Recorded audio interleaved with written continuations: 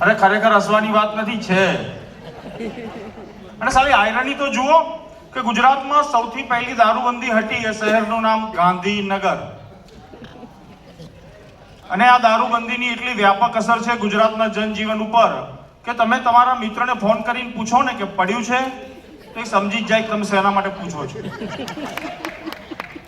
એને પૂછો બેસવું છે તો એને ખબર છે કે શેના માટે બેસવાનું છે. તમે એને પૂછો કે પ્રોગ્રામ કરવો છે તો એને ખબર હોય એક જ પ્રોગ્રામ થાય ગુજરાતમાં. અને સાહેબ તમે મજાક નથી કરતો, પ્રયોગ કરવો હોય તો કરી જોજો. કોઈ પણ સારા પાન પાર્લર ઉપર જઈ એક સોડા, થમ્સઅપ, સિંગ ભુજિયા અને મગની દાળ માંગજો. પાનના ગલ્લાવાળો સામેથી તમને પૂછશે સાહેબ ગ્લાસ કેટલા મૂકું? આપણે સોડા ગેસ માટે તો પીતા જ નથી ને ભાઈ. આ ઝોમેટો, સ્વિગી, ડોમિનોઝ આ હોમ ડિલિવરીનો કન્સેપ્ટ સાહેબ હજી હાલ લાયા. આ બુટલેગરો કેટલા વર્ષોથી ઘરે આવીને આપી જતા હતા. પણ તમને એમ થતું હશે કે આજે આ દારૂની વાત કેમ નીકળી? કારણ કે ગઝલનો પ્રોગ્રામ છે ને એટલે. હવે પીવા બેસે ને એટલે એક ભાઈબંધ તો એવો જ હોય, એને એમ હોય કે ના ભાઈ ગઝલ તો વગાડવી જ પડે હો. એટલે બે પેક પછી કહેશે કે જગજીત વગાડીએ. હવે આપણા જેવાને તો એવું છે, બે પેક પછી જગજીત વાગે જનરેટર. આ કીધું વગાડ. અને સાહેબ મજાક નથી કરતો, પણ આ જગજીત ને ગુલામ અલી ને એ વખતે ગાતા હોય ને તો આપણને એવું લાગે કે આપણા જ દુખડા રોવે છે. હા, 2-3 પેક વધારે પીવી જાય આમાં નામાં. પછી બીજે દાડે ઉતરે ત્યારે યાદ આવે એટલે આટલું દુઃખ તો નતું હો ભાઈ. પણ ઘણા મિત્રો એવા હોય કે આવી તમે કીધું એમ માહોલમાં આવી જાય ને પછી એટલું પી જાય ને. એમાં મારો એક મિત્ર, અમે લોકો પીને જમવા માટે નીચે ઉતર્યા, આવી તો પી ગયેલો વધારે પડતો. તો પેલું શેરીમાં એક કૂતરું હશે તો એને મંડ્યો પકડીને પપ્પીઓ કરવા. એટલે માણ છોડાએ કીધું એટલે કૂતરું છે એને પપ્પીઓ ના કરાય. કે જવા દે ને, મારી વાઈફ બેવફા હતી તો હું એને પપ્પીઓ કરતો તો આ તો વફાદાર પ્રાણી છે તો આને પપ્પીઓ ના કરું. આ કૂતરાને એટલે યાદ કર્યું કે મારા જીવનમાં કૂતરાનો જબરજસ્ત એક ઘટના થયેલી પ્રભાવ છે. હું ને મારી દીકરી રિવરફ્રન્ટ ઉપર ચાલવા નીકળેલા સાંજે એમ. એટલે અમારી જસ્ટ થોડીક આગળ એક બેન પોણિયું એટલે પેલી કેપરી હો, ટી શર્ટ, એક જબરજસ્ત કૂતરો, એક હાથમાં મોબાઈલ એક હાથમાં પટ્ટો લઈને આમ ધમ ધમ ધમ કરતા કૂતરાને લઈને જાય. અને કૂતરું થોડું એમના કરતા વધારે ઝડપથી ચાલે તો સારું સમજણ ના પડે કે બેન કૂતરાને ફરવા લઈને નીકળ્યા છે, કૂતરું બેનને લઈને નીકળ્યું છે. પણ હવે ગમે તે ઘટના થઈ, કૂતરાનો પટ્ટો એમના હાથમાંથી છૂટ્યો અને કૂતરું પાછળ હું આવતો સીધું મારી સામે આવીને ઊભું રહ્યું અને સૂંઘવા માંડ્યું. અને એની હાઈટ ને લેવલ એવું સેટ ને એવી જગ્યાએ સૂંઘે ને હું તો ટેન્શનમાં આવી ગયો કે મેં જો અહીંયા બટકું ભર્યું તો મર્યા, જિંદગી બરબાદ.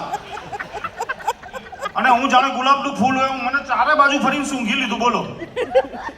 અને હું તો પેલા જૂના પિક્ચરોની જેમ પેલો નહીં પોલીસ વાળો કે હેન્ડ્સ અપ ને પેલો આમ બે હાથ ઊંચા કરે એમ હું તો બે હાથ ઊંચા કરીને ઊભો રહી ગયો. તો આમાં કશું જોખમ લેવાય નહીં.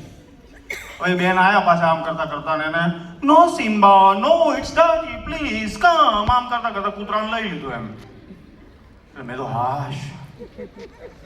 પછી વળી મારાથી રહી જતું હતું તો વળી ભૂલ થઈ. એ જસ્ટ આગળ વધે મેં મારી દીકરીને કીધું હા આ કૂતરાએ તો ભારે કરી. ત્યાં તો એ 6 મણના બેન ધમ ધમ ધમ કરતા મારી પાસે આયા અને 17.5 મણનું એક્સક્યુઝ મી. આ કૂતરો નથી, એનું પણ નામ છે, એને પણ ફિલિંગ હોય છે.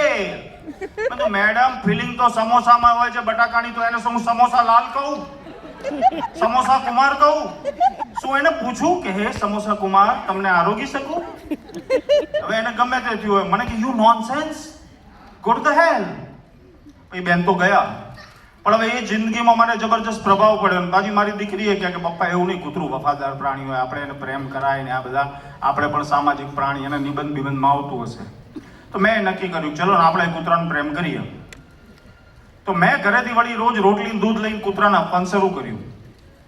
અને ખરેખર કૂતરું વફાદાર ને પ્રેમાળ નીકળ્યું. એ આખા ફ્લેટમાં આવીને મારા સ્કૂટરની સીટ ઉપર બેસે, નખ મારી સીટ તોડ નાખી. હા, હિન્દુ સરકાર અહીંયા આપણી વચ્ચે ઉપસ્થિત છે.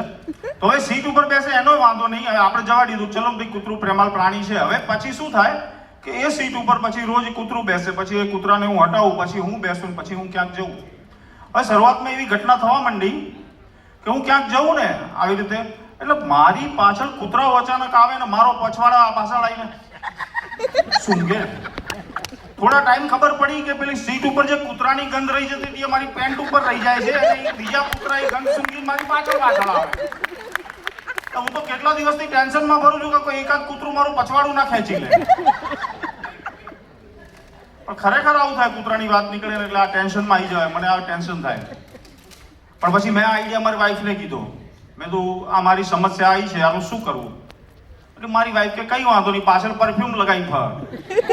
મેં કીધું આ તો જીવનની કરુણા તો જુઓ, આખી દુનિયા આગળ પરફ્યુમ લગાડે, અમારે પાછળ લગાડવાનું. પણ કીધું હશે. અને વાઈફની વાત નીકળી છે તો કહું, મારી વાઈફે મને હમણાં એક વાર પૂછ્યું, મને કે આ શાહજહાં મુમતાઝ મરી ગઈ ને તો એની પાછળ તાજમહેલ બંધાવેલો, તો તું શું બંધાવીશ? મેં તો ટિફિન. ગમે તો બફાઈ ગયું. હા, રોજ ખાઓ મમ્મીનું ટિફિન. હવે ગમે તો બફાઈ ગયું, ખરેખર મારે એમને ત્યાંથી રૂપલબેનને ત્યાંથી મંગાઈને 2 દિવસ ટિફિન ખાવું પડ્યું. અને વાઈફોનો પ્રશ્ન યુપીએસસી ના સિલેબસમાં ના હોય ને એટલા અઘરા હોય સાહેબો. હમણાં પેલું પ્લેન ક્રેશ થયું ને એટલે મારા વાઈફ ઇમોશનલ થઈ ગયા, એમ બેઠા, અને બધી આવી ઘરમાં વાતો પણ એ વખતે કેવી ચાલતી હોય, જીવન ક્ષણ ભંગુર છે અને મૃત્યુ ગમે ત્યારે આવી શકે છે ને યમરાજ તો દરવાજે હોય ને ખબર પડે નહીં, આવું બધું. તો મારી બાજુમાં સેન્ટિમેન્ટલ થઈ ગયેલી. મને કે જાનો, તું મરી જઈશ ને તો તું ચિંતા ના કરતો, હું બીજા લગ્ન નહીં કરું, હું મારી નાની બહેન જોડે રહેવા જતી રહીશ. એ આમે પરણવાની તો ના જ પાડે છે.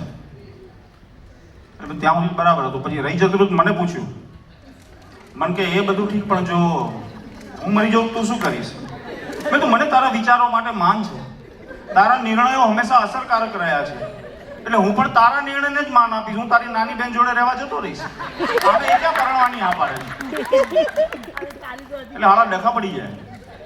અને આ મેં વાત કરી તો આમાં એવું થાય કે આ મારી વાઈફને વાત કરી. હવે વાઈફને પ્રાણીઓના બધું એવું બધું ભેગું થાય ને કે એક વખત એવું થયું કે હું બપોરે ઉનાળાની બળબળતી બપોરે ઘેર આવ્યો ગરમીમાં, એટલે મારી વાઈફ મોઢા ઉપર પપૈયાનો બલ્બ લગાવીને બેઠેલી. એમ એણે યુટ્યુબ ઉપર જોઈને બ્યુટી પાર્લરમાં પીએચડી કરી નાખ્યું, કોઈ ફ્રૂટ નથી બાકી મૂક્યું. એટલે મને જોયું, હવે એને પપૈયાનો પલ્પ વધ્યો હશે તો એની અંદર કરુણા અને દયાના ભાવ પ્રગટ્યા. પણ કે તું થોડું લગાવીને સ્કિન ટેન થઈ જાય, ગરમીમાં બહુ ફરજ તું બકા. તો મેં કીધું ઓકે, આપણે ના નહીં પાડવાની. મેં લગાવડાવી લીધું. હવે મને કે હવે છે ને આ 10 મિનિટ રાખવાનું, સુકાઈ જશે, આ સુકાઈ જાય પછી આપણે ધોઈ નાખવાનું. હવે છે ને આ 10 મિનિટ રાખીને ત્યાં સુધી તારા માટે ફટાફટ રોટલી કરી નાખું, તું બાલ્કનીમાંથી કપડાં છે ને એ તું લઈ લે. ઓકે, હું કપડાં લેવા ગયો એ દરમિયાન એમાંથી મારી એક જર્જરિત બંડી નીચે પડી ગઈ. એટલે હું ફટાફટ નીચે ગયો બંડી લેવા માટે. હવે બંડી લેવા માટે હું આમ ઝૂક્યો, અને જેવો ઊભો થયો ત્યાં સુધી મારી આજુબાજુ ચારે બાજુ વાંદરા, જાણે આમ ગબ્બરસિંહના ગુંડાઓ વચ્ચે બસંતી ફસાઈ ગઈ હોય ને એવી મારી હાલત. અને બધા જ વાંદરા મારી સામે એમ લોલુપતા ભરી નજરે જોવે એમ, કારણ કે એમનું બધું ફોકસ મારા મોઢા ઉપર લાગેલા પપૈયાના પલ્પ ઉપર. આપણે તો સરેન્ડર કરી દીધું. લાઈફમાં નિયમ જ છે, પત્ની અને પ્રાણી સામે સરેન્ડર કરી દેવાનું, બંને જૈવલેણ છે. મેં તો આંખો બંધ કરીને આમ ઊભો રહી ગયો, અને વાંદરાઓએ પપૈયાનો પલ્પ ચાટવાનું સાહેબ શરૂ કર્યું. આમ જીભ ફેરવી લિજ્જતથી ખાય.